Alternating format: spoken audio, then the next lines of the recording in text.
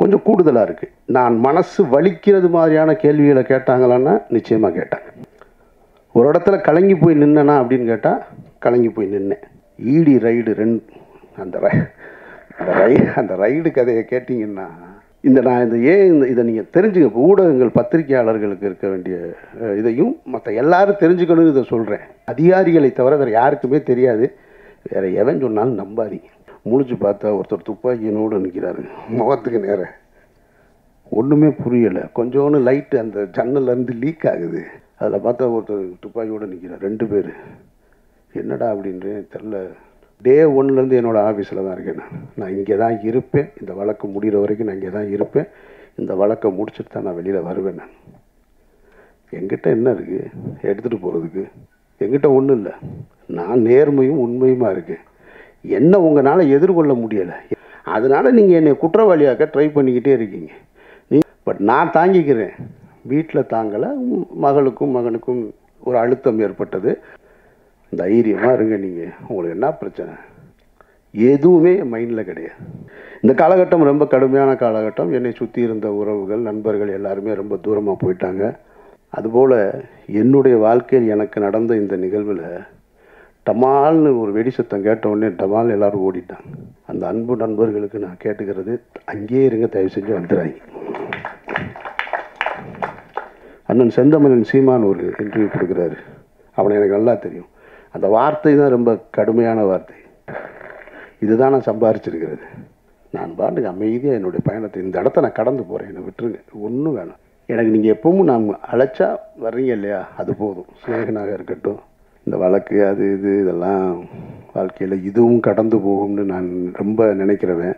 விசாரணையில் என் மீது எந்த அழுத்தமும் கிடையாது. என்னை விசாரித்த என்சிபி அதிகாரிகளாக இருக்கட்டும், இடி ஆஃபீஸர்ஸாக இருக்கட்டும், மிக கண்ணியமாக நடந்துக்கிட்டாங்க. அவங்கள பொறுத்த மட்டும், அந்த அதிகாரிகள் என்னுடைய விசாரணை நடத்துனதை பொறுத்த மட்டும், என்னை பொறுத்த மட்டும் ரொம்ப நேர்மையாக தான் நடத்தினாங்க. நான் இந்த இடத்துல அதை சொல்லியே ஆகணும். இது அரசியல் அழுத்தம் இருக்குது, அரசியல் அழுத்தம் இல்லை அப்படின்றதெல்லாம் தாண்டி என்னிடம் அவர்கள் மிக கண்ணியமாக தான் நடந்து கொண்டாங்க. கொஞ்சம் கூடுதலாக இருக்குது. நான் மனசு வலிக்கிறது மாதிரியான கேள்விகளை கேட்டாங்களான்னா நிச்சயமாக கேட்டாங்க. ஒரு இடத்துல கலங்கி போய் நின்னேனா அப்படின்னு கேட்டால் கலங்கி போய் நின்னேன். ஆனால் அது அவர்களுக்கு என்னை காயப்படுத்தணுன்ற நோக்கம் கிடையாது. அதை நான் அவங்ககிட்ட வெளியே வந்து சொன்னேன். நான் டிஸ்டர்ப் ஆனேன்னா, ஆமாம் டிஸ்டர்ப் ஆனேன். நான் வேதனைப்பட்டேனா, ஆமாம் வேதனைப்பட்டேன். நான் சஃபர் ஆனேன்னா, ஆமாம் பட்டேன். ஆனால் அவங்களுடைய டியூட்டி அது, அவர்களுடைய வழக்கமான டியூட்டி. அப்போ எப்படி தான் குற்றவாளியை கண்டுபிடிப்பாங்க? என்னை மாதிரி ஒரு ஆள் போனவுடனே என்கிட்ட இலகுவாக நடந்துக்கிட்டா நான் குற்றத்தில் தொடர்பு இருக்கா இல்லைன்னு எப்படி கண்டுபிடிக்க முடியும்? அதனால் அவங்க டியூட்டியை தான் செஞ்சாங்க. விசாரணை முடிவுலையும் அதை தான் சொன்னாங்க. பர்சனலாக எந்த இதுவும் கிடையாது, எங்கள் டியூட்டியை செஞ்சோம். அந்த வகையில் என்சிபி ஆஃபீஸர்ஸ் எங்கிட்ட கண்ணியமாக நடந்துக்கிட்டாங்க. ஈடி ரைடு அந்த ரைடு கதையை கேட்டிங்கன்னா, வீட்டில் ரம்ஜானுக்கு எல்லோரும் ஊருக்கு போயாச்சு. இதை நீங்கள் தெரிஞ்சுக்க. இப்போ ஊடகங்கள் பத்திரிகையாளர்களுக்கு இருக்க வேண்டிய இதையும் மற்ற எல்லாரும் தெரிஞ்சுக்கணும்னு இதை சொல்கிறேன். எவர்களுக்குமே உண்மையான ரீசன் தெரியாதுங்க. அதுதான் உண்மை. நான் சொல்கிறேன். நான் இந்த வழக்கில் தொடர்புடையவனாக இருக்கிறதுனால சொல்கிறேன். அதிகாரிகளை தவிர வேறு யாருக்குமே தெரியாது. வேறு எவன் சொன்னாலும் நம்பாதீங்க. இதுதான் நிஜம். நான் சொல்கிறது உண்மை. இதை கன்ஃபெஷனாக வச்சுக்கோங்க. ஏன்னா எனக்கு முதல் சம்மன் வந்தது பாருங்கள், அதுவே யாருக்கும் தெரியாது. அது ஒரு வக்கீல் வெளியே போய் சொன்னதுனால தான் தெரியும். உடனே இவங்க என்ன பண்ணுறாங்கன்னா, அமீர் ரமலான் முடித்து விட்டு வருவதாக என்சிபி அதிகாரிகளிடம் சொன்னார், இந்த நேரத்தில் என்னை விசாரிக்க வேணான்னு கேட்டாருன்னு இதெல்லாம் தலைப்பு செய்தியாக ஓடுதுங்க. அப்போ இந்த மக்களுக்கு எது செய்தி? அப்போ உண்மையே செய்தியாக வராதா? நான் கேட்காத ஒன்று. 2ஆம் தேதி எனக்கு ஃபஸ்ட்டு சம்மன். அப்படி ஒன்று நான் கேட்கவே இல்லை. நான் 2ஆம் தேதி போயிட்டேன், டெல்லி போயிட்டேன். காலையில் முதல் நாளாக நாங்கள் போய் உட்கார்ந்தோம். ஒரு 12 மணி நேரம் விசாரணை முடிச்சு வந்தாச்சு. அப்போவே எனக்கு அடுத்து சம்மனுக்கான ஒரு திட்டம் இருந்தது. அதுவும் யாருக்கும் தெரியாது. ஆனால் இவங்களுக்கு தெரியவே தெரியாது. நான் அந்த காலகட்டத்தில் தான் அவங்க கேட்ட டீட்டெயில்ஸு, டாக்குமெண்ட்ஸு இதை பூரா எடுத்து எல்லாத்தையும் கொண்டு வந்து ரெடி பண்ணி வச்சிட்ருக்கேன். வச்சுட்டு ஒரு 3:30 மணி இருக்கும், 3:30 4 மணி. 4 மணிக்கு போய் வீட்டில் நான் அவனு தான் படுக்கிறோம். வீட்டில் யாருமே இல்லை, ஃபேமிலியெல்லாம் ஊருக்கு போயிட்டாங்க ரம்ஜான் கொண்டாடுறதுக்கு. படுத்தா 5:30 மணிக்கு நோன்புக்கான காலை உணவை சாப்பிட்டுட்டு படுத்துருக்கான். 7:30 மணிக்கு ஒரு ஃபோன் அடிக்குது. அவன் ஃபோன் பக்கத்தில் என் கூட தான் பெட்டில் படுத்துருக்கான். அடிக்குது, அப்புறம் கட் பண்ணிட்டான். திருப்பி ஒரு 1.5 மணி நேரம் கழித்து ஃபோன் அடிக்குது. பார்த்தா இவன் பக்கத்தில் இருந்தவனை காணான். சரி, நான் தூங்குறேன். திடீர்னு எழுப்புறான். நான் கொஞ்சம் லைட் இருந்தால் தூங்க மாட்டேன், அதனால் நல்லா டார்க்காக ஸ்க்ரீனை போட்டு படுத்துருப்பேன். தட்டி எழுப்புறான், சச்சான்னு. முழிச்சு பார்த்தா ஒருத்தர் துப்பாக்கியினோடு நிற்கிறாரு, முகத்துக்கு நேர. ஒன்றுமே புரியலை. கொஞ்சோன்னு லைட்டு அந்த ஜன்னல்லேருந்து லீக் ஆகுது. அதில் பார்த்தா ஒருத்தர் துப்பாக்கியோடு நிற்கிறார். 2 பேர். என்னடா அப்படின்ட்டு தெரில, கண்ணே முழிக்க முடியலை. சரி, அதோடு சரி எந்திரிச்சு முழிச்சு பார்த்தா அப்புறமா இடி ஆஃபீஸர்ஸ் வந்திருக்காங்க. இது என்னுடைய வீட்டில். இதே ஒரு 2 மணி நேரத்துக்கு முன்னாடி என்னுடைய அலுவலகத்துக்கு வந்துட்டாங்க. அங்கே என்னோடய அசிஸ்டன்ஸு, என்னோடய ஆடிட்ரு எல்லாரையும் அவங்கள லாக் பண்ணிட்டாங்க. அப்புறம் இடி ஆஃபீஸர் வந்தாங்க. அவங்க வந்து தன்னை அறிமுகப்படுத்திக்கிட்டாங்க என்கிட்ட. நான் தான் இடி டைரக்டர்னு. ஒரு லேடி ரொம்ப கண்ணியமாக நடந்துக்கிட்டாங்க, ரொம்ப மரியாதையாக நடந்துக்கிட்டாங்க. நான் மூத்த கல்விட்டு வர்றேங்கன்னு மூத்த கல்விட்டு வந்து உட்காந்து அவர்களோட பேசிக்கிட்டு அன்றைக்கு 12 மணி வரைக்கும் அன்றைக்கும் போச்சு. அன்றைக்கும் விசாரணை முடிச்சுட்டு நான் இங்கேருந்து மதுரை போயிட்டேன். மதுரை போய் ரமலான் ப்ரேயரை முடிச்சுட்டு அங்கேருந்து அதுக்கப்புறமா திரும்ப ஓட்டு போட போனேன். அப்போ தான் பத்திரிகையாளர்கள் முறையாக சந்திக்கக்கூடிய சூழல் ஏற்பட்டது. அதுக்கு பின்னால் இப்போ வரைக்கும் நான் சொல்கிறேன். இதை ஏன் சொல்கிறேன்னா, இதன் பிறகும் எனக்கு ஒரு சம்மன் வந்திருக்கு. இந்த புலனாய்வு புலிகள்லாம் எங்கே போனாங்கன்னு தெரியல. நீ உண்மையிலே சோர்ஸ் உனக்கு சொல்லுதுன்னா, உனக்கு உண்மையிலே செய்தி வந்திருக்குன்னா, எனக்கு சம்மன் வந்தது ஏன் யாருக்குமே தெரியலை. நான் பர்பஸாக சொல்லவே இல்லை. என்ன தான் நடக்குதுன்னு பார்ப்போம். எவன் தான் கண்டுபிடிச்சி சொல்கிறான்னு பார்ப்போம். ஒருத்தர் சொல்லணும்ல, ஆமாம் அன்றைக்கி வந்திருக்குன்னு. அந்த சம்மனுக்கும் போய் 10.5 மணி நேரம் நான் விசாரணையை முடிச்சுட்டு தான் இங்கே வந்திருக்கேன். அப்படின்னா இதில் எதுவுமே உண்மை இல்லை. அவர்கள் கடமையை செய்கிறாங்க. நான் முதல் நாள்லேருந்து ஒத்துழைக்கிறேன். டே 1லேருந்து இவ்வளோ பெரிய சிக்கலான சூழல் என்னை ஏற்படும் போது நண்பர்களுடைய ஆறுதல் இருக்குது, நண்பர்களுடைய ஆலோசனை இருக்குது. குடும்பத்தில் இருக்கவங்க சொல்லுவாங்க, எங்கேயாவது வெளியூர் போயிடும், அங்கே போயிடுன்னு. டே 1லேருந்து என்னோடய ஆஃபீஸில் தான் இருக்கேன். நான் இங்கே தான் இருப்பேன். இந்த வழக்கு முடிகிற வரைக்கும் நான் இங்கே தான் இருப்பேன். இந்த வழக்கை முடிச்சுட்டு தான் நான் வெளியில் வருவேன். நான் என்கிட்ட என்ன இருக்குது எடுத்துகிட்டு போகிறதுக்கு? என்கிட்ட ஒன்றும் இல்லை.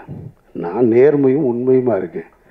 என்ன உங்களால் எதிர்கொள்ள முடியலை, என்னுடைய கேள்விக்கு உங்ககிட்ட பதில் இல்லை. நான் எடுத்து வைக்கிற முன் வைக்கிறதுக்கு. அதனால் நீங்கள் என்னை குற்றவாளியாக்க ட்ரை பண்ணிக்கிட்டே இருக்கீங்க. நீங்கள் குற்றவாளி ஆக்கிட்டால் உடனே நான் குற்றவாளி ஆயிடுவேனா?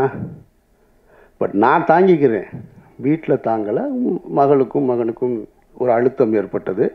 ஆனால் அதையும் தாண்டி எனக்கு முதல் ஆளாக எனக்கு ஆறுதலாக இருந்தது என்னுடைய குடும்பத்தார் தான், என்னுடைய 2 பெண் பிள்ளைகள் தான்.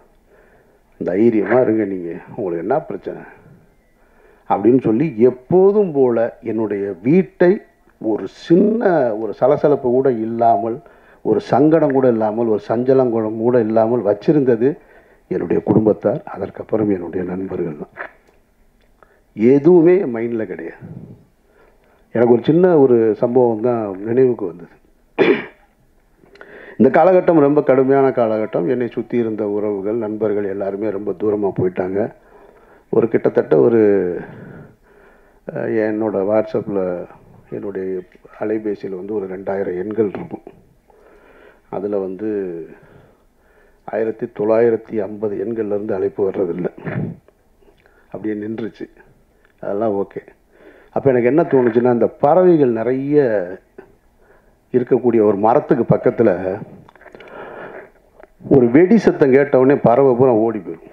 அந்த மரத்தில் எதுவுமே இருக்காது, எல்லாம் அப்படின்ற செகண்டில் காணாம போயிடும்.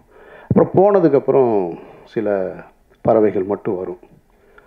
சில முதல்ல இருந்த 500 இருந்துச்சுன்னா வராது, ஒரு 50 தான் வரும். அதுபோல் என்னுடைய வாழ்க்கையில் எனக்கு நடந்த இந்த நிகழ்வில் டமால்னு ஒரு வெடி சத்தம் கேட்டவுடனே டமால் எல்லோரும் ஓடிட்டாங்க. அப்புறமா அந்த பறவை போல என்னுடைய நண்பர்கள் என்னை யோசித்து, அது மரத்து மேலே உள்ள தப்பா, வெடி போட்டவன் தப்புன்னு சொல்லி அந்த மரத்தில் வந்து பறவைகள் இருப்பது போல் என்னுடைய நண்பர்கள் என்னை தேடி வந்துக்கிட்டு இருக்காங்க. டே ஒன்லேருந்து அந்த ஒரு நாள் தான் அந்த ஷாக்கிங். 2வது நாள் யாருக்குமே இதை பற்றின கவலையும் இல்லை, வந்து என்னோடு இருக்காங்க. ஆனால் இன்னும் பறந்து போன பறவைகள், ஒருவேளை இவனே வெடியை ஏற்பாடு பண்ணியிருப்பானு மரத்தை சந்தேகப்படுவதை போல தூரமாக நிற்கிறவங்க இருக்காங்க. அந்த அன்பு நண்பர்களுக்கு நான் கேட்டுக்கிறது, அங்கேயே இருங்க, தயவு செஞ்சு வந்துடாங்க. உங்களை நான் வேண்டி விரும்பி கேட்குறேன், அங்கேயே இருங்க, வந்துடாதீங்க. உங்களிடம் வந்து பெறுவதற்கு எனக்கு ஒன்றுமே கிடையாது. இந்த காலகட்டத்தில் என்னோடு என்னுடைய அனுமதி பெறாமலோ எங்கேயோ சுப்பிரமணிய சிவா அவர் இன்டர்வியூ கொடுக்குறான். எனக்கு அண்ணனை தெரியும், அவர் அந்த மாதிரியான ஆள் இல்லைன்னு. அண்ணன் செந்தமிழன் சீமான் ஒரு இன்டர்வியூ கொடுக்குறாரு, அவனை எனக்கு நல்லா தெரியும். அந்த வார்த்தை தான் ரொம்ப கடுமையான வார்த்தை. அவன் எனக்கு ஓட்டு போட மாட்டான், அவன் திமுக ஆதரவு நிலைப்பாட்டை எடுப்பான், ஆனாலும் சொல்கிறேன் அவன் நல்லவன், அவனுக்கு நல்லா தெரியும் அப்படின்ட்டு. இதுதான் நான் சம்பாரிச்சிருக்கிறது. வெற்றிமாறனாக இருக்கட்டும், பழனியப்பனாக இருக்கட்டும், அண்ணாச்சியாக இருக்கட்டும், பிரபு சார் சொல்லுங்கள் சார் நான் என்ன சார் செய்யணும்னு, அதெல்லாம் ஒன்றும் வேணும். நான் பாட்டுக்கு அமைதியாக என்னுடைய பயணத்தை, இந்த இடத்த நான் கடந்து போகிறேன், என்னை விட்டுருங்க, ஒன்றும் வேணும் எனக்கு. நீங்கள் எப்பவும் நான் அழைச்சா வர்றீங்க இல்லையா, அது போதும். சிநேகனாக இருக்கட்டும், பொன்வரன் சார் தான், இவர் 10 மணிக்கு படுத்துருவார், 9:30 மணிக்கு மேலே ஃபோன் பண்ணால் எடுக்க மாட்டார். ஒரு நாள் 12 மணிக்கு கூப்பிடுறாரு, ஒரு 10 நாளைக்கு முன்னாடி. என்ன சார் 12 மணி, எனக்கு பதட்டத்தில் தான் ஃபோன் எடுத்து, ஏன்னா 12 மணிக்கு கூப்பிட்றாரு அப்படின்னு சொல்லிட்டு. நீங்கள் வந்து ₹1,00,000 கொடுத்தாலும் வரமாட்டார் 10 மணிக்கு மேலே. என்ன சார், இல்லை படுத்தேன், தூக்கமே வரல, எனக்கு உங்களை பற்றின நினைவாகவே இருக்குது, இவ்வளவு பிரச்சனைகள் எப்படி நீங்கள் அப்படின்னாரு. சார் நீங்கள் ஏன் சார் அதை நினச்சிக்கிட்டு 12 மணி வரைக்கும் தூங்காமல் இருக்கீங்க, தூங்குங்க சார் அப்படின்னு சொல்கிறேன். சரி நீங்கள் என்ன செய்றீங்க, எங்கே இருக்கீங்கன்னாரு. நான் திருநெல்வேலிக்கு ஒரு கல்யாணத்துக்கு போயிட்டுருக்கேன் சார்னு. ஓ ஒன்றே நினச்சி நான் தூங்காமல் இருக்கேன், நீ கல்யாணத்துக்கு போயிருக்கு, வேறு என்ன சார் செய்ய சொல்கிறீங்கன்னு. ஒரு நண்பர் ரொம்ப விரும்பி கூப்பிட்றாரு, நான் பாட்டுக்கு போயிட்டு வருவோம் பெண்ணை, நான் காரில் கல்யாணத்துக்கு போயிட்டுருந்தேன். அதனால் நான் என்னுடைய வாழ்க்கையை தான் வாழ்ந்துகிட்ருக்கேன். இந்த வழக்கு அது இது இதெல்லாம் வாழ்க்கையில் இதுவும் கடந்து போகும்னு நான் ரொம்ப நினைக்கிறவன். அதனால் இது யாரையும் குற்றம் சொல்வதற்காக இல்லை, இதுவும் கடந்து போகும் தான் என்னை பொறுத்த மட்டும். எல்லாத்தையும் பார்க்கணும், நான் இதையும் பார்த்துக்கிட்டு இருக்கேன், அந்த வகையில் தான் நான் பார்த்துட்ருக்கேன். விசாரணையில் என் மீது எந்த அழுத்தமும் கிடையாது. என்னை விசாரித்த NCB அதிகாரிகளாக இருக்கட்டும், ED ஆஃபீஸர்ஸாக இருக்கட்டும், மிக கண்ணியமாக நடந்துக்கிட்டாங்க. அவர்களுக்கு என்னுடைய நன்றியை நான் தெரிவிச்சுக்கிறேன்.